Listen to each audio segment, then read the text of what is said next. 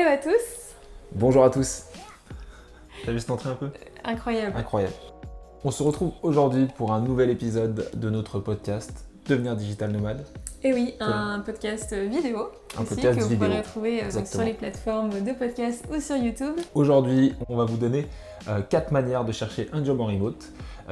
Et on va commencer par la plus facile, entre guillemets, c'est de chercher des offres 100% remote.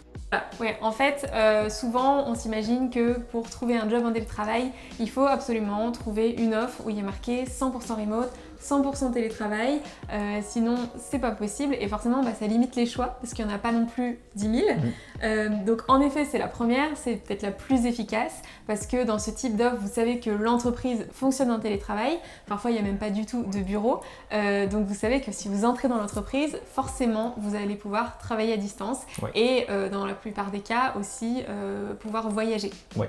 Alors ça c'est effectivement, il y a beaucoup de gens qui veulent être nomades qui recherchent absolument ce type d'offre, mais il y a aussi des personnes à qui ça peut faire peur justement d'être dans une entreprise où il n'y a pas de bureau, où tout le monde est à distance. Il ne faut pas avoir peur de ça parce que justement mieux vaut avoir la liberté tout de suite.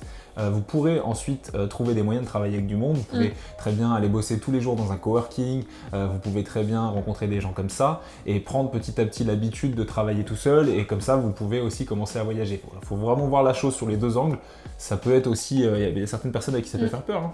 Ouais, c'est qu'il y a des gens qui nous disent « Ah là là, mais moi j'aimerais bien quand même venir un jour en entreprise, j'ai peur d'être isolée, j'ai pas forcément envie de voyager tout le temps comme vous. » Mais en fait, ce qu'on vous dirait, c'est vaut mieux avoir la liberté totale et ensuite être libre de choisir. Par exemple, si vous voulez un jour comme ça, finalement vous décidez que vous voulez voyager ou même si vous voulez prendre 2 semaines pour aller voir quelqu'un dans un autre pays et télétravailler depuis là-bas, vous ne devrez rien, demander, en tout cas pas d'autorisation à votre employeur de télétravailler en full-time durant ces 2 semaines-là. Exactement. Donc voilà, et comme disait Marius, si vous avez besoin de voir du monde, il y a plein de solutions. Vous pouvez aller tous les lundis, tous les mardis dans un coworking.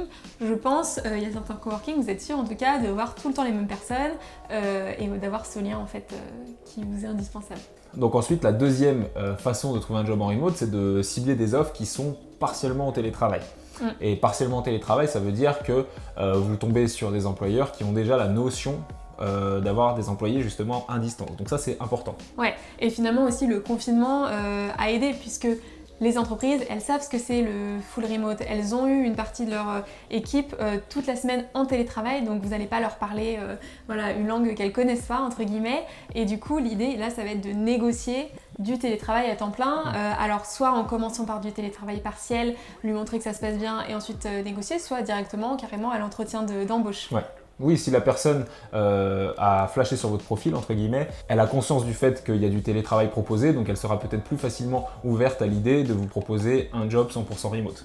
En tout cas, voilà, notre point de vue et nos conseils, c'est de ne pas écarter ces offres parce que sinon vous allez être trop réduit, mais de les considérer et puis ça va peut-être prendre plus de temps, mais voilà, c'est une autre manière d'y parvenir.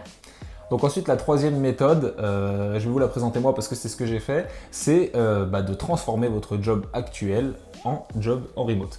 Donc bien sûr, pour ça, il faut que vous ayez un travail qui correspond à un job que vous pouvez faire à distance, mais moi c'était le cas puisque je travaillais sur mon ordinateur toute la journée. Donc j'ai négocié avec mon patron pour pouvoir partir alors que j'étais à la base sédentaire. Ça s'est très bien fait, je pense que maintenant il y a beaucoup, comme tu le disais juste avant, d'employeurs qui ont la notion du télétravail, qui savent ce que c'est, qui ont vécu ça avec leurs équipes. Donc du coup, je pense que si vous avez déjà un job, que vous avez déjà fait vos preuves et que surtout vous avez la confiance de votre patron, il y a de fortes chances que ça passe et que vous puissiez commencer petit à petit à voyager. Ouais, d'ailleurs avec le confinement on en voit pas mal, dont les entreprises finalement sont restées en remote, elles sont passées aujourd'hui en télétravail complet, c'est pour ceux qui le souhaitent. Et on vous avait fait d'ailleurs une vidéo, ne quittez surtout pas votre CDI parce qu'en fait c'est vraiment on va dire le meilleur moyen d'y arriver rapidement.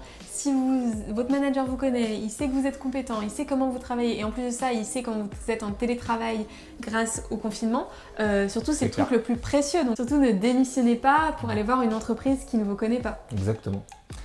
Et du coup, on passe au quatrième point. Donc le quatrième point, c'est finalement le plus étonnant, entre guillemets. Mais si jamais vous trouvez des offres d'emploi qui correspondent en tout point à ce que vous voulez, mais qui ne sont pas du tout en télétravail, donc c'est-à-dire 100% sur place, et faut pas les mettre de côté pour autant. Si l'entreprise, c'est vraiment une entreprise dans laquelle j'ai envie de travailler, que je sens qu'il y a peut-être un état d'esprit, où on peut négocier du télétravail, c'est vrai que les grands groupes, on pense que c'est un petit peu compliqué, mais si c'est une start-up, etc., allez-y quand même.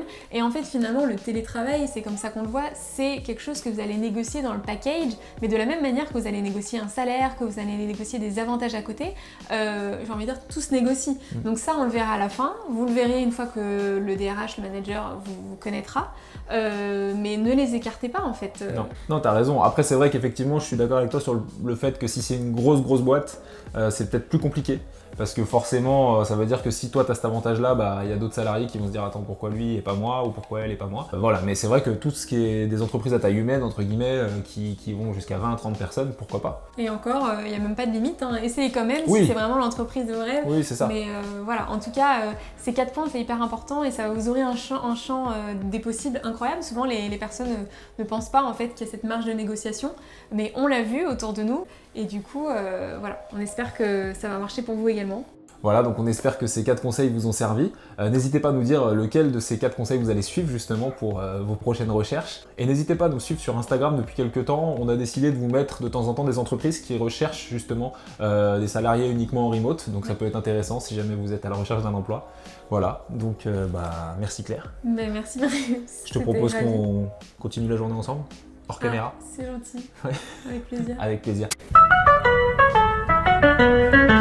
Merci beaucoup, à très vite, à très bientôt. Ciao.